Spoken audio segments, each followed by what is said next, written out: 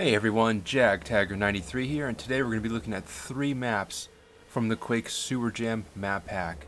Now this one is an interesting one. It is a challenge to mappers to make a good sewer map for Quake. Now as gamers, we often dread the sewer levels.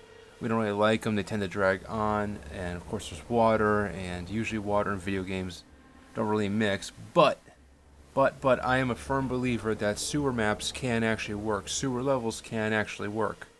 I'm a firm believer, especially that if you bring that mood and that ambience, it'll work, especially with Quake.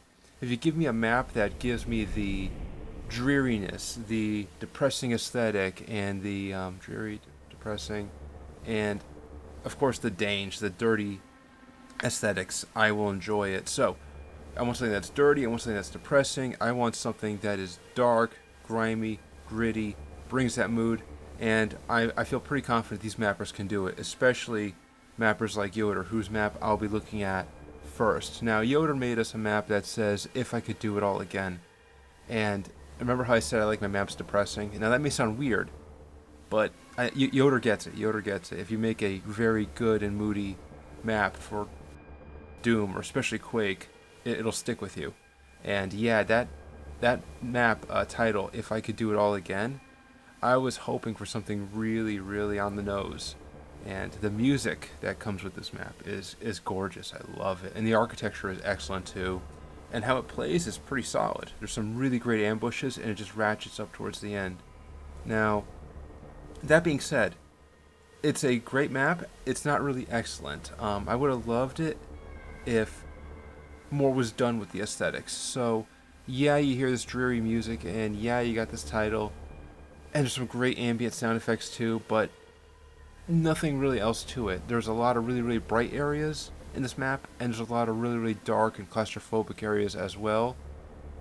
I wish that we had more dark claustrophobic areas, or maybe did more with the light and dark. Like, you have that interesting juxtaposition there between this light section, which starts in the map, and then you come back to it towards the end, and then you go deeper into the sewers. What I would have liked was maybe we had more mundane enemies on the surface, like doggos and soldiers. Then as you go deeper down into the tunnels, the aesthetics start to twist a little more, and we get more otherworldly enemies, instead of them just being scattered throughout the map. And I also would have liked I would have liked it if it was a bit longer. That being said, there's some really cool ideas here. The switches were really neat. I love the crushers as well too, near where the zombies were. And overall, it was a great start. This was the first map I played for this map pack, and I was very happy with it. 7.5 out of 10. Now the second map we'll be looking at is one that I also had high hopes for, but it hurt me. It actually hurt me. So the map I'm looking at here is Ogre Swamp by Artistical, and Ogre Swamp, I saw that name and I'm wondering, is it going to be a Shrek reference? And lo and behold, it's a Shrek reference. We see an ogre right in front of us at the very beginning, and there's Shrek quotes from all-star quotes from that Smash Mouth song throughout the map. And the coloring of this map I enjoy too. It's very consistent. It's a yellowish green throughout the entire map. So I'm excited. I'm going to get into this like Donkey into some dragons. But no, unfortunately the experience starts to come apart once you get the super nail gun. Once I got there, I wasn't really sure where to go. I saw below me were a whole bunch of enemies and, well, a swamp, a radioactive swamp. And where nowhere else to go, I guess you had to drop down there, but dropping down there is not a fun time at all, because there's a bunch of enemies, and mind you, this is on skill 1. A bunch of enemies, including grunts, a shambler, I think a vor too. It's very chaotic. I didn't stand around to count them all because I was too busy running for my life through the radioactive waste. Now, there are items down there to help you. You do have a mega health. You do have a red armor. You do have a quad damage. You also have radioactive environmental suits. All great stuff. However, it's all spread out. And to get to any one of them, you have to dodge the enemies, the enemy fire, wade through the toxic waste. Hopefully you're good on health, and get to them. And unfortunately, this is a pain in the ass. This entire area. I hate this area so much because first of all, when you're wading through this toxic muck, yeah, you're taking damage, but you're also slower too.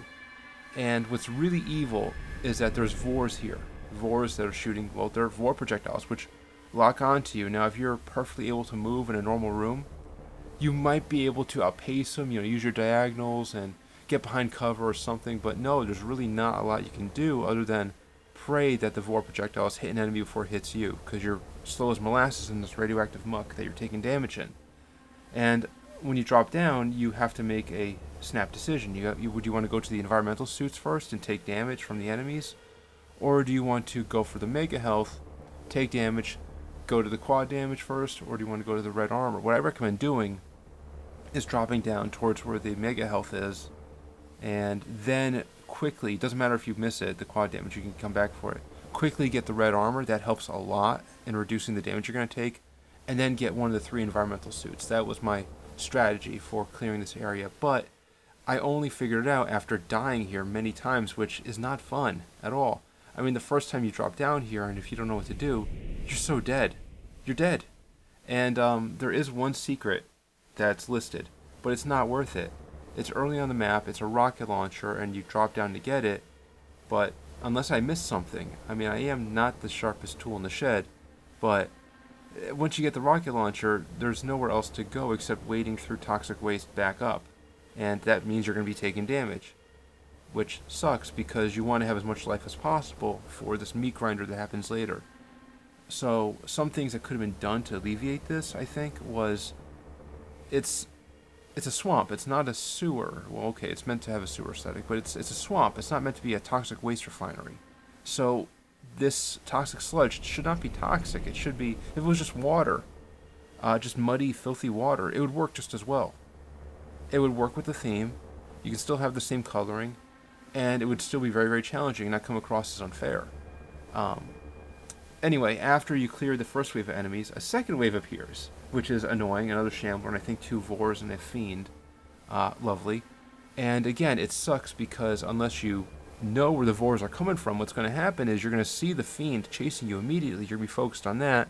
You're going to be hearing the Vors as well, too, but it helps knowing where the Vors appear so you can anticipate them and line up and position yourself in a way so you have more time to move out of the way of the projectiles or maybe have a projectile hit the Fiend, but yeah, it was a pain in the ass. And then, after that, you got to climb up through this sewer, this wall of sludge, to get the yellow key card or the gold key card, right?